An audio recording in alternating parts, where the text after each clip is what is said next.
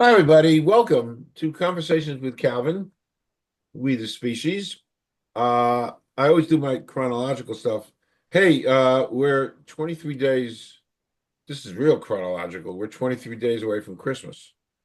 Um, so, which means it's December 2nd.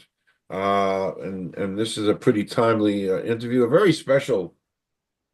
All interviews are special, but this is really special and hitting home for me for a whole bunch of reasons because Tiffany DeSousa's journey is one of the more inspiring journeys that I've ever come across in my 15 years as a journalist, and I do this stuff and I thrive on this stuff, and how we got together. I don't even remember, Tiffany, how we got together. We did, the Mhm. magic and the mystery of social media, and here we Yeah. are, and we were discussing that just before we went on air, and we weren't saying necessarily complimentary things about social media, but that's how we met. And Yes. as I plunged in and began to learn about Tiffany's journey, uh, which is extraordinary. By the way, I also think it's the stuff they make movies about. Your journey, even if it's a documentary, it's a great journey. I'm gonna kind of pique people's curiosity right now. Tiffany was a runaway, and from that being a runaway, her journey right up to a master's degree and giving back. And one other purpose of this time with Tiffany, as we explore and you all out there learn, we are at Christmas season and holiday season in the spirit of giving. And Tiffany's work with Choose Love, Celebrate Life, a foundation for youth and families is inspiring, and it's in Monmouth and Ocean County here in New Jersey, and they need help. And the funny thing about helping, no donations, too small, too big, everything works. And as you all out there hear and learn about this journey and what they're doing, like, wow, the stuff she's doing because she's lived it and learn from it and giving back through Choose Love and Celebrate Life. It's all amazing stuff. So yeah, helping out is a great thing now, and 365 days a year. So a really important interview because her work is important and her life is important. So actually. Here's the official title. Tiffany M. D'Souza, MA, Board of Directors, Chair, CL Foundation, Choose Love, Celebrate Life for Youth and Families, End Youth Homelessness. She's a psychologist. This is coming to you live from New Jersey. So my monologue, which was a little lengthy but needed, is over. And Tiffany, why don't you start with a little background, some of your journey to where you are today? Take it away. So I'm a former foster youth in 1990. I'm an adopted child in 1994. Today is actually the 24-year anniversary of my adopted father's passing. And I became a teenage runaway at 17. I was in need of mental health services. And my teacher, my journalism teacher at Thomas River High School South, referred me to their outreach program, a local outreach program at Oceans Harbor House back in 2001. And when I ran away on a very cold December night, um, 23 years ago tomorrow, um, I um, had a place to go. I knew where shelter was. I knew where safe haven was. And my teacher was able to drop me off there. And that made all the difference in my life. I was very fortunate because as a runaway, I was protected by the Runaway Homeless Youth Act. And at the time, that gave me 14 days without parents' permission. And then that was extended by family crisis.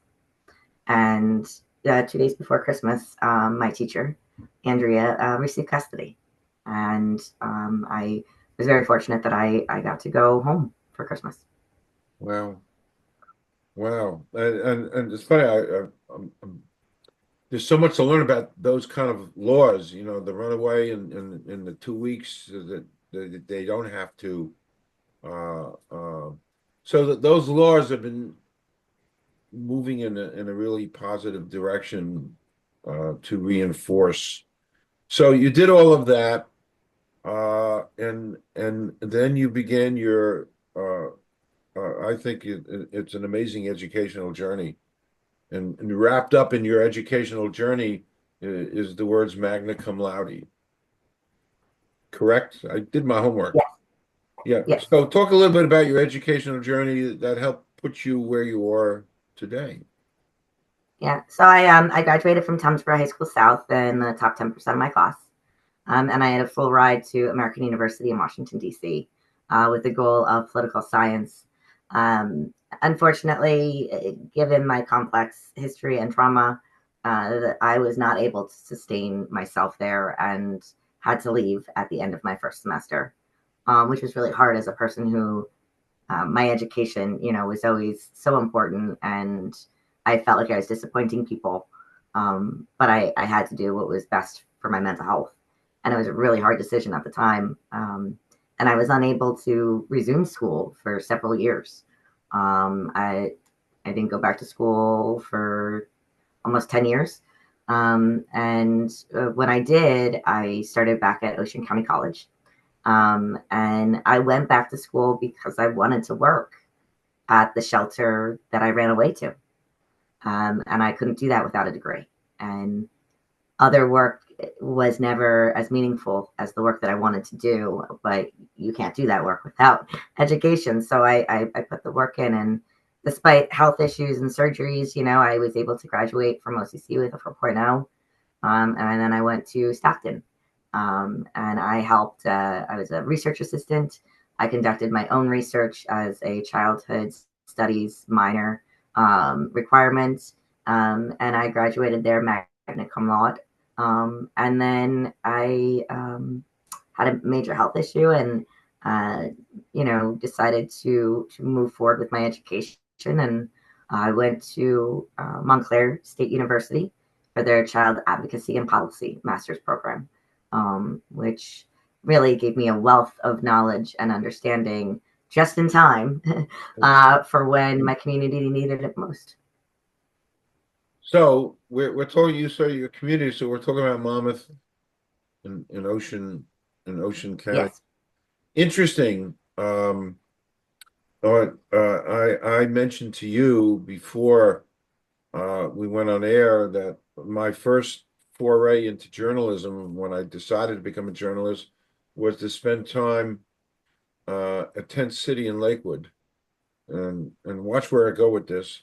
So that and I live in northern Monmouth County and the concept of homelessness uh was wasn't even there. I mean, it was a vague thing. And when I heard the word homelessness, I would picture somebody in New York City sleeping in a box and walking by, very visual for me, and seeing two legs sticking out of a box. And that was my picture of homelessness. So now I'm a new journalist and I'm down at Tent City. And what was interesting was Tent City was born, and I now tie this into your work. Tent City was born because there were no facilities, there were no provisions in Ocean County for homeless people. So they would take homeless people and throw them down to Atlantic City where they had shelters.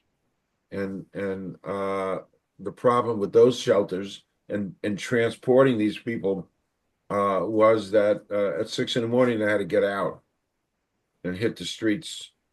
So the sheltering ended at 6 in the morning. The point being, you're filling such a gap with what you're doing because a lot of these things are not, and I've seen it, not built in and not offered. So, Additionally, I would say that homelessness among youth looks different than it does in adults. Young people go to friends' houses. Their friends' parents take care of them, bring them on vacation, make sure they did their homework, provide food. Their coaches, their teachers, and they do what's called couch surfing. Where they sleep on different people's couches, and so it doesn't look the same as it does with adults. People are more open to taking young people into their home, um, but they don't live there; they're staying, and so they're still homeless, but that they're not in a box on the street. Okay. And even when you are on the streets, and you'll see this even in New York, you don't see young people on the streets because it's Right. dangerous. You don't. Young people find other places to go. They go to abandoned buildings. They find places that are not as exposing and dangerous, because they're scared.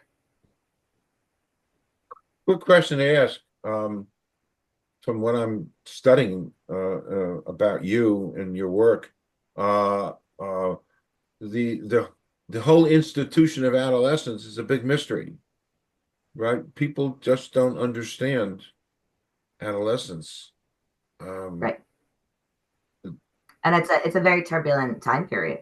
And young people often have to face not only the pressures of school but pressures at home. And right now we're in a adolescent mental health crisis, according to the American Academy of Pediatrics and the American Psychiatric Association. And we're seeing that in hospitals, with behavior issues, with school attendance, mental health issues. Our young people are struggling. Suicide rates are up, substance use is up, abusive domestic relationships among minors is up.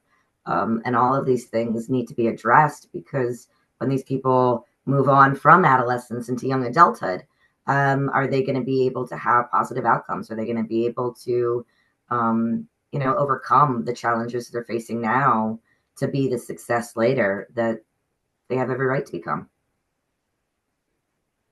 so you have the knowledge and the education. So how? So we're heading down we're question wise, and we're heading down to how this Treehouse Basic Center program and an emergency youth shelter, which is coming, and how, uh, well, talk about choose life, celebrate life, Yeah. CLCL. Talk about that birth, and where you Um, with that. And I'm just kind of showing everybody the logo. It's a great logo. Uh, we uh, are less than a year old. We were incorporated on December 30th, 2023. wow. We were formed by myself and five others that I knew from the previous youth shelter. Two of them had each been there for 23 years. One was a longtime volunteer. And as a matter of fact, my board treasurer, Lisa Scala, did my intake the night that I ran away to Harbor House. So she's known me since I was 17. Wow. Uh, Wow. yeah. And we formed because the previous shelter closed, and we recognized the inherent danger for young people in Ocean County, two of the biggest counties geographically and population wise in the state, that have zero services for on site for young people between the ages of 10 and 19. Wow. Um, so we created this, and when we did, and we had to come up with a name. Of course, I picked the longest one in the world, but choose love, celebrate life. They were the mantras of Andrea. That was my teacher. Andrea My Viggiano, family, right? who took me in from the shelter, and she passed in 2020. But I'm who I am. I'm here because of her intervention, because of the power of her love. And I couldn't move forward and not take her with me, because anything that happens with CLCL is her legacy. That's the butterfly effect of making a difference in one person's life. And really, you're making a difference in an infinite number of people's lives. So CLCL stands for Choose Love, Celebrate Life. A foundation for youth and families was picked because the feeling of drowning, families and youth are drowning. And when emotionally, psychologically, you're drowning. You need some place to stand that's going to hold you up above water, so that you can get your wits about you, so that you can get services in place, get a lifesaver. And so that's the goal, is to be a true foundation that youth and families can stand on when they need help, and help get them the services that they need to be successful, to survive as best as possible. So that's Choose Love Celebrate Life. We became a 501c3 in March. We were registered in April. We submitted our first federal grant in June, first one I ever wrote. And the reason why is, and I said this since the beginning, this is an emergency. We need to act like the emergency that it is. We cannot take our time. We cannot build up slowly. Ideally, of course, every business you want to do that. But for us, this is about an immediate need that needs to be served to protect the lives of young people that can forever be altered by the lack of support. Not having a place to go. They could be trafficked, child sexual exploitation. They could become, if they could engage in survival sex, they could become addicted and lost, and their future outcomes destroyed because they couldn't get someplace safe when they needed it. So that's why we formed. And we were very fortunate that in October we were awarded the grant that we applied for. The whole reason why we were created is that safe haven restoration. And that's huge for me as a runaway whose bed was covered by this same grant. We'll talk about that in a second. Just a quick off topic. I forewarned you I was going to do this.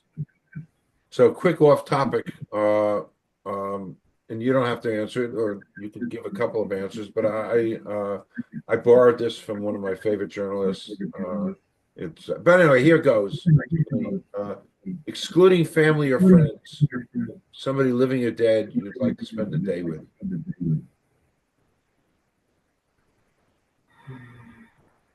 Oh, there's so many. Well, you could name a few. There's no rules here. I would say one and is Louisa May Alcott. I was a very big fan when I was younger.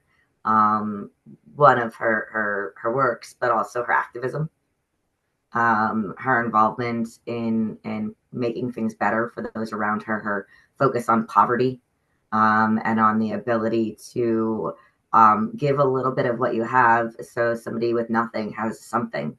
And I think that was really inspiring. She's one of my favorites in history. That's great. Great answer. Great answer. And it's funny. Growing up, we studied about Louisa May Alcott, a long time ago. I don't know how much she's known these days. Kind of gets lost. Yeah. Well, Little Women is popular, but a lot of people don't talk about Little Men, which is her second one, right? Where Jo actually has a boarding house for kids that don't have a place to go. Wow. So she takes in runaways, she takes in homeless youth, she takes in the troubled boys that parents can't handle, and provides education and that love and guidance in changing, using their skills, using that independence or that strength in a way that's more positive. It's actually probably one of my favorites of her books, and a lot of people don't really pay attention to that one. That's great. It's funny. 2 weeks ago, I'm an old movie guy. I watch TCM, Turner Classic Movies, incessantly. And a couple of weeks ago, the movie Boys Town, which is making me think of you. What? That is so funny. I have somebody who exact same thing was said about Boys Town, that's what we're making is Boys Town. Yeah, that's so funny because this is our second time together, and the emotions I'm getting from you and the energies I get from you, and when I saw Boys Town, a couple of weeks ago, Spencer Tracy, Mickey Rooney, he played the bad kid, and that's, and by the way, they're still around, I don't know, 100 years later. they're still around, and I send them a couple of bucks because their mission, I forgot what their logo is. There's no such thing as a A bad bad boy. kid. Yeah, there's Yeah, no there's no such bad thing. children. And it's funny, and you gave your answer about Louise May Alcott, and you made me think about that movie. It's kind of interesting. All right, so back to work. That was great. So coming and again, here's a plea and a request and for donations because it all helps.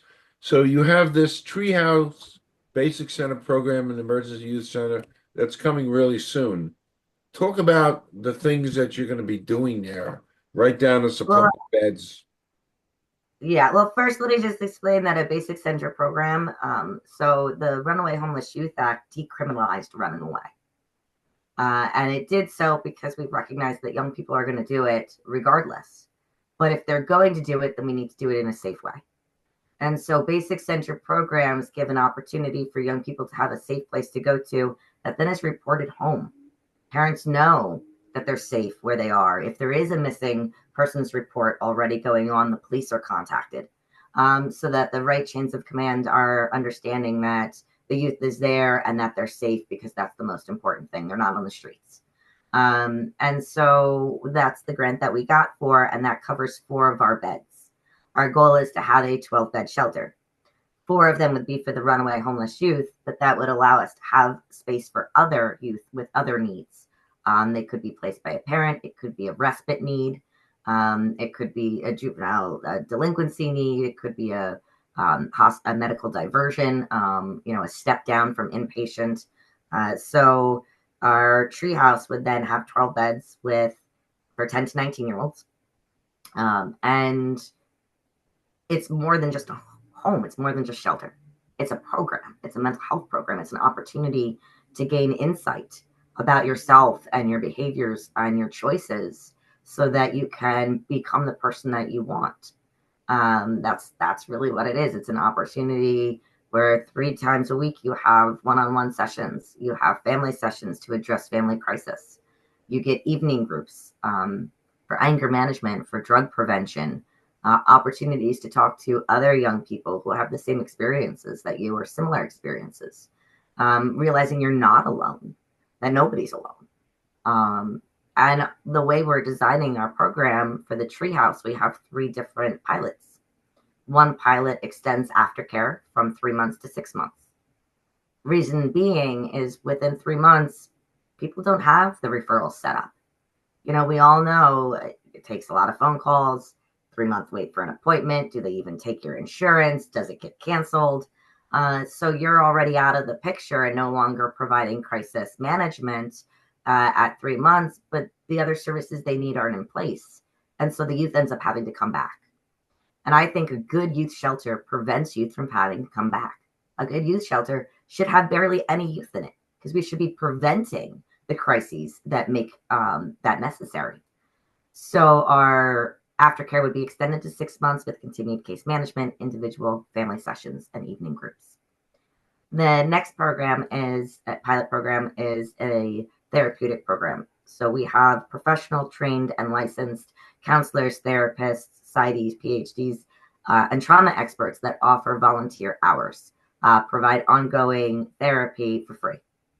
So our goal would be to connect young people to a trained therapist while they are still with us in that 3, 4, 5-week period, so that when they leave and they transition out, it doesn't need insurance. It doesn't need a wait. It doesn't need a referral. They're leaving with therapy to help make sure that the crisis they came to us with does not reoccur when they go home. And then our last and my favorite of the pilots for on-site is a savings account. So as a person who was on my own, my teacher got custody, but when I turned 18, I left. I didn't want to be I didn't want to take from her. I didn't want to, be a burden. And so I never once asked for money. And I've seen over the years friends be able to turn to parents, grandparents, other financial, supports for $2 to $2,000 and save them from fates that I saw take out other young people. You're on your way to work and your tire pops, and now you need to be towed and you need a new tire, and that's going to cost you $500, and you missed work because the tire popped. And if you don't show up tomorrow, you're fired. And if you're fired, you're evicted. If you're evicted, you're homeless, and nobody is going to help you. And so with our savings plan, it would mean this scenario. You could call us up and say, my tire popped. I need help so I can get to work tomorrow. And we could make payments directly to the tire company as well as the towing company. So yeah, the goal of that savings account then is, if you've stayed with us for the full program and met a bare minimum threshold, you have lifetime access to a certain amount of money. And you could use that for school, for food, for rent, for a car, any emergency that you encounter, in small increments. I need $20. Or you could save it for something big. But I believe that program especially will make a difference for young people, because when you know somebody has your back and you know somebody doesn't want you to fail, it encourages you. It pushes you to be more resilient, because it's not just about you. It's these other people that you don't want to disappoint.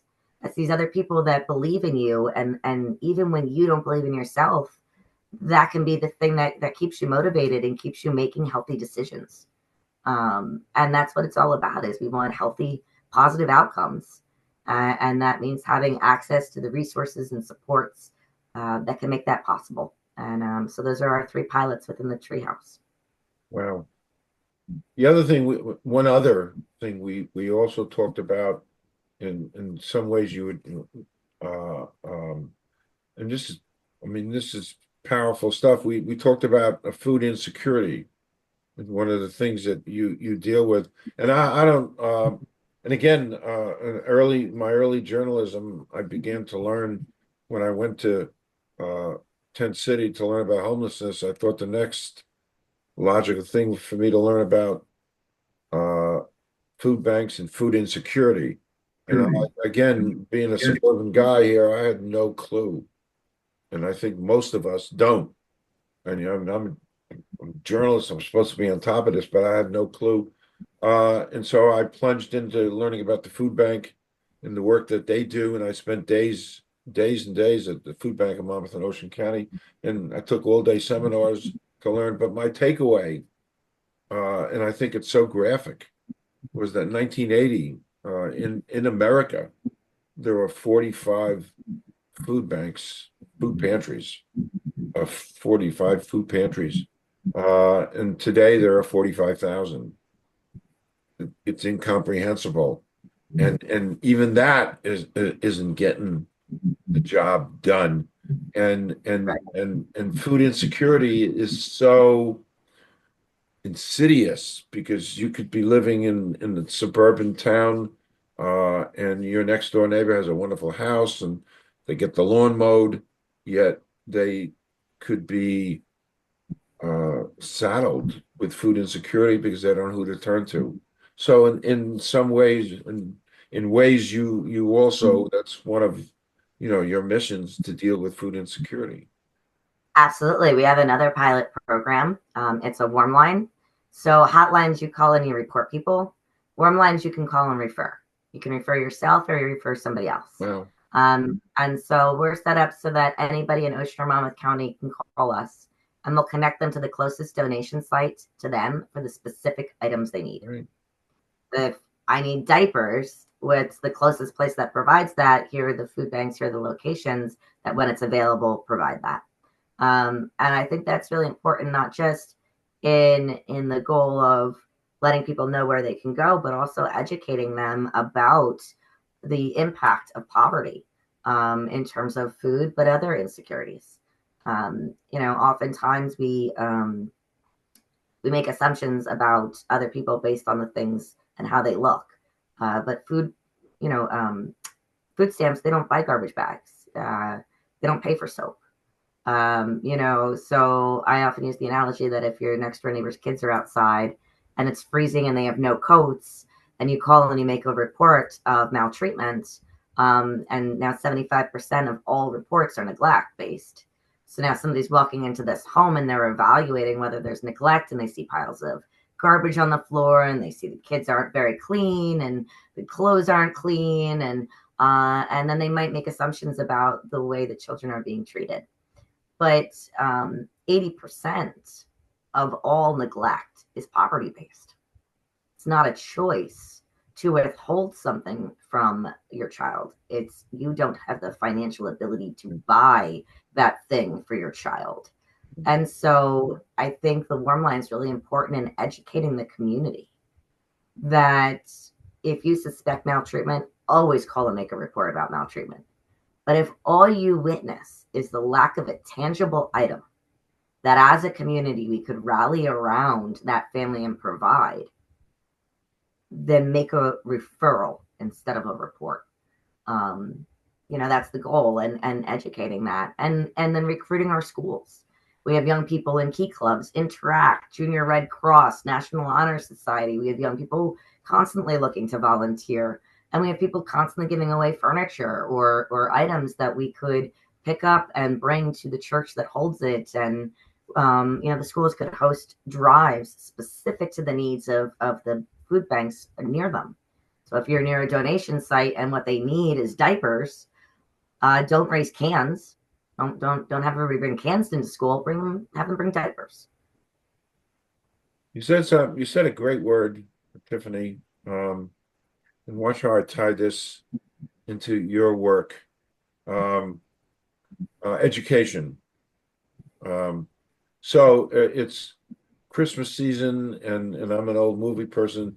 So at 12 midnight on Christmas Eve, as it becomes Christmas, um, I watch a Christmas Carol every Christmas, and not there's about 10 different versions, but it's the version with Alistair Sim. It came out in 1951. He's a wonderful British actor, and he plays Scrooge. And then there's this scene that resonates with me so dramatically. It's so powerful, and I've written essays on it as a journalist. But there, when Scrooge is with the ghost of Christmas present, and it's near the end of his time with that ghost, and they're standing outside in the snow and the cold and dark, and the spirit of Christmas present opens up his coat, and there huddled at his feet are two little children, one little boy and one little girl, and they're tattered, and they're dirty and tattered, and Scrooge asked the spirit, "Who are they?" And the spirit says, "They're man's." And the boy represents ignorance, and the girl represents want. But the spirit said, "But beware of the boy the most, education, ignorance." And that was written in 1841 by Charles Dickens, and so powerful that and that's what so much of our issues and the work you're doing, it's educating people. That's a powerful mission, and again, it's Christmas season for this. Anyway, I had to say that because I think it's dramatic, because nothing has changed um, since 1841. We still have issues of educating people to what the work you're doing, et cetera, and in so many other ways. But it's a powerful word you used, education. Absolutely. And I mean, we talked about how the Treehouse is a program, evening groups, day groups, independent living skills. These are young people who often don't have anybody at home, or the person at home doesn't know themselves. And these are important skills for them to take as older adolescents, so that they can sustain themselves. We have another program I haven't mentioned yet, our Home Share Solutions program, which is for 18 to 24-year-olds. The barriers for housing and security at that age bracket are different. So you may have a job, you could be making $2,000 a day, but somebody's not going to rent to you. because you don't have eviction history, you don't have credit history, you don't have rental history, you don't have the landlord reference. And this is a real problem with our youth who are aging out of foster care. So when you age out of foster care, you get a voucher that provides housing, and landlords are saying, no, I'm not going to rent to you. These kids have no place else to go. They have no family. These were, aged out of foster care. They don't want to be trapped in foster care anymore. And, so at this point, we're offering 3 vouchers, 3 times the amount just for one place because they don't want to rent to young people. And so the home share program within 1 year hopes to break every one of those barriers. We will encourage community members to become landlords. If you have space to rent out in your home, that could help you with your mortgage payments. That could keep you from becoming homeless. That could give additional income to help people who are on fixed income and who can't afford food right now. And so we would connect. There'd be background checks on both sides to make sure everybody is safe. And then we would create a room agreement, a lease, about the rules and ways in which the two will live together. And you can try and create a symbiotic relationship, maybe somebody who needs somebody to drive, somebody who's up late, you pair people appropriately. And within 1 year, they'll have the eviction and rental history needed. They'll have the landlord reference. And through community partnerships with Ocean Inc. and banks, they'll be financially literate. Preferred behavioral health is offered to do the independent living skills and case management. OCC is offered to do meet and greet activities. So young people and people in the community can meet and see if they connect well. So again, I think problems have solutions, and that each barrier that is specific to these populations, we can break. Wow. By the way, the depth and the breadth of the work you do and the work you're doing and the work you're gonna do is I'm sitting here amazed at the depth and what you're committed to and what you're doing.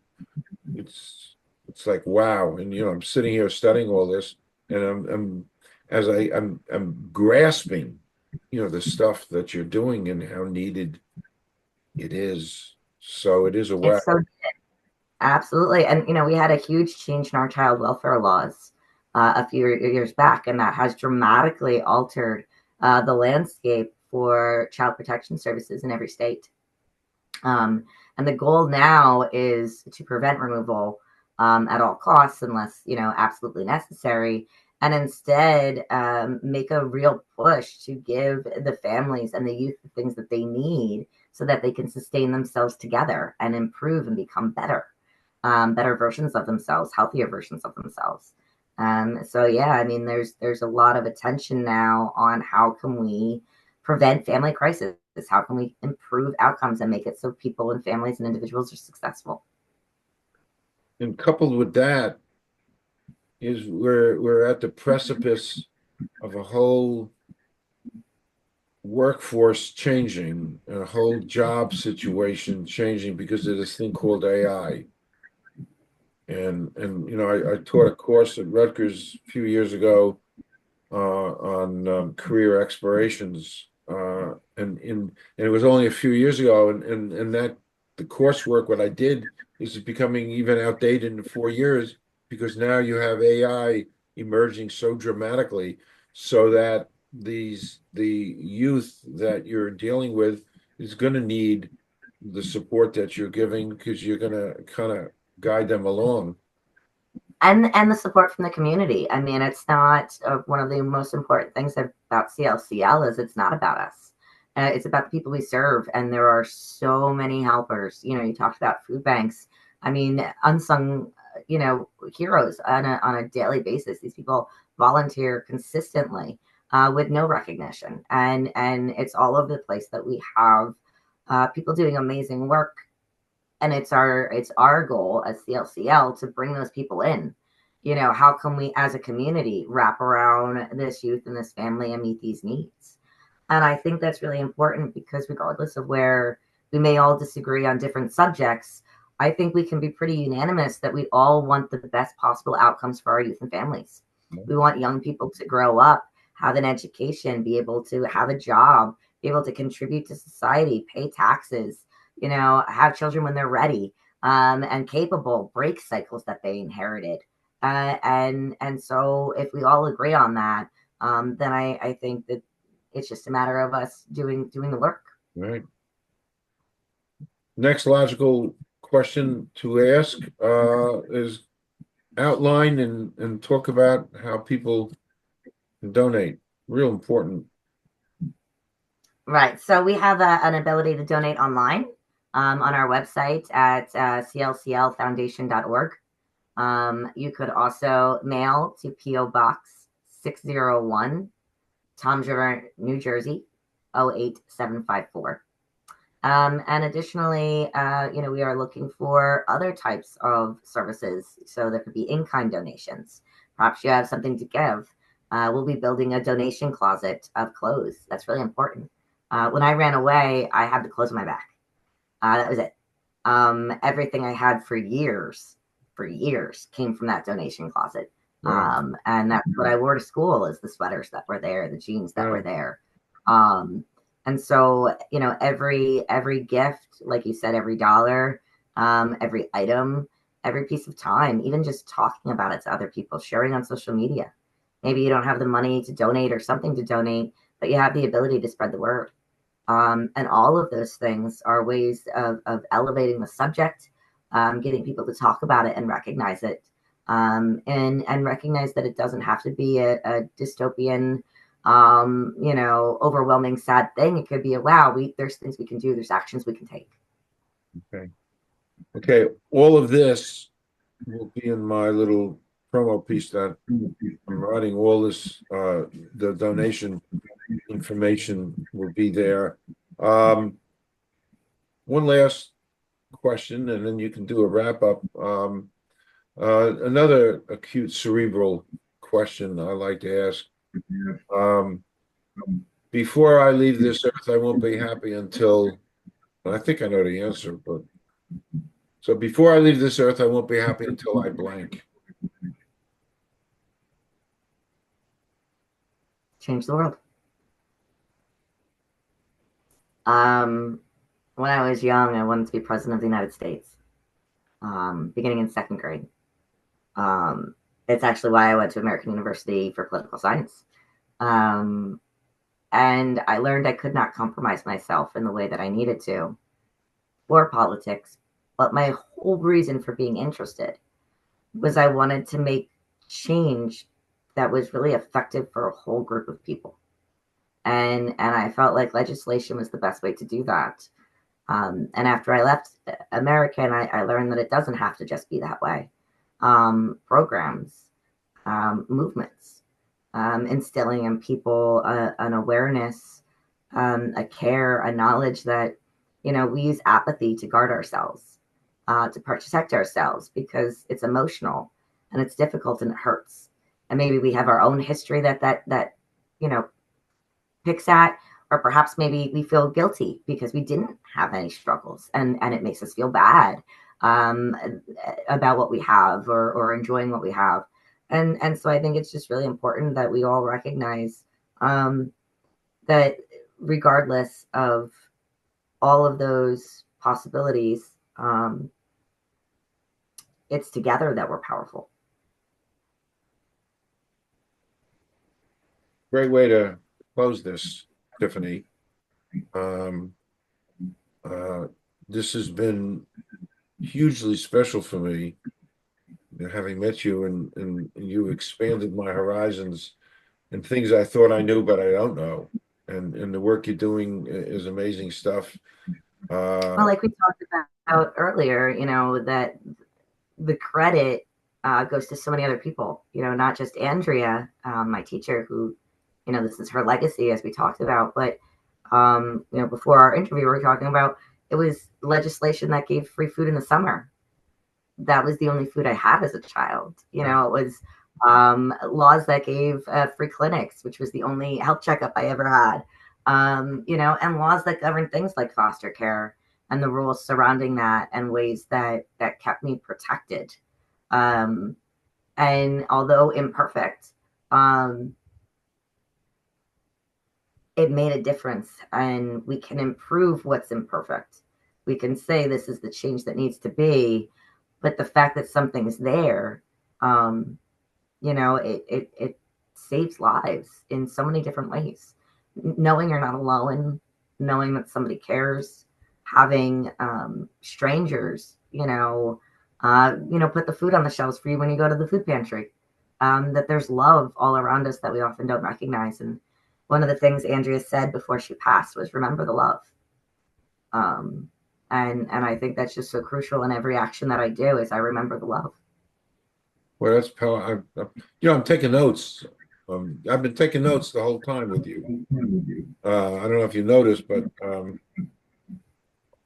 don't know how many hosts of podcasts take notes, but I'm listening to you and I'm taking notes. But remember the love. Powerful, what a powerful, powerful statement. Remember the love. We Wow. didn't get to talk about it, but I did bring my orphan hat. Oh, sure. Um, when I ran away, as we said, it was in December, and I only had the clothes on my back, which was not a hat. And it was really, really cold, and a donation came in. It was a black garbage bag filled with clothes, secondhand. And they were sorting it, which one's for who, and like, are we going to keep this, or do we have to donate that someplace else? Is this appropriate? And the hat came, and they're like, "Oh, we don't know if anybody's going to like this." They're all teenagers. And I did. I thought it was really unique. It's handmade. It's a hand knit hat. It's not store bought. Somebody made this with love for maybe a grandchild or a family member or even just a stranger, and spent their time on it. And it doesn't have to cost a lot, but every time I wore this, my ears and my head were warm. Donations don't have to be big, and I've held on to this. Like I said, I call it my orphan hat. And I've held on to it because it's always reminded me that I'm not alone. That some person I never met, never will meet, don't know their name, Yeah. made an impact on my life in a very profound way. With Wow. this simple love of donating what you can, giving what you can. That's beautiful. Wow. Remember the love and the orphan hat. Great way to close. Uh, I'm officially inviting you to come back. Thank you. We discuss this in any shape, way, form, because I sit here 12 hours a day and I'm so receptive to this stuff because I've been involved on the fringes and you've illuminated me truly with your spirit, your energy.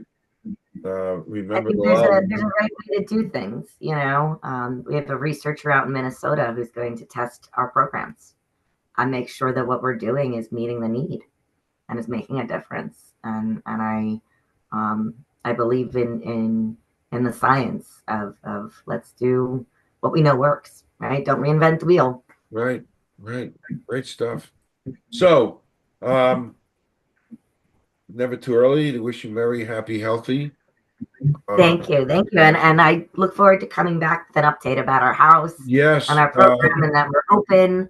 And I would federal love grant it. obviously is not going to cover all those costs, so it's Yep, everybody's little donations that will make a difference. that'd And be I great. look forward to Yep. being able to come So back and tell you all about it. absolutely. I'm here and I would love you to come back. So thank you so much, Tiffany. Don't leave. I'm just gonna kind of stop recording for a second.